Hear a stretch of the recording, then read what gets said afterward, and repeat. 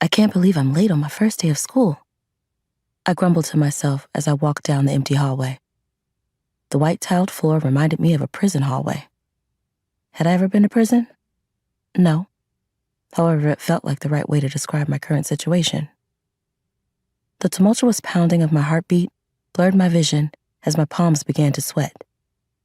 The thin layer of sweat annoyed me as I tugged on the straps of my backpack. Today was the first day of school.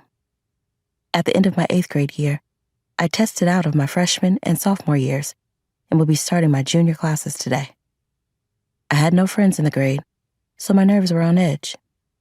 Well, I didn't have many friends my age either, but that was neither here nor there. The design of the junior hallway was confusing.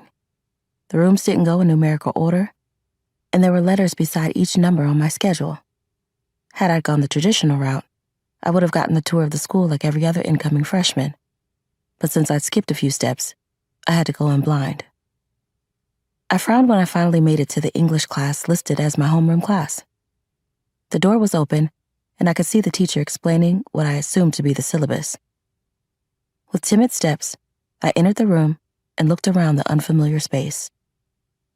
Everyone looked at me with curious eyes as I held my schedule out to the teacher. The blonde woman with thick frame glasses read the schedule and smiled. Miranda Donaldson looked young to be a junior English teacher, but she must have been qualified, obviously. "Welcome, Miss James," she stated with a kind voice. "This is Junior's English. We look forward to having you around this year." She grabbed a syllabus from her desk and held it out to me. "Thank you," I replied in a squeak of a voice. "Do you want to introduce yourself?" Mrs. Donaldson asked. My shoulders lifted into a shrug. "I don't mind." I felt like I didn't have a choice. If I didn't introduce myself, it might have caused an even bigger issue to decline than to just speak briefly about myself.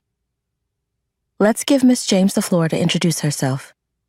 Mrs. Donaldson put all eyes on me. I felt like a mouse in a hungry lion's den.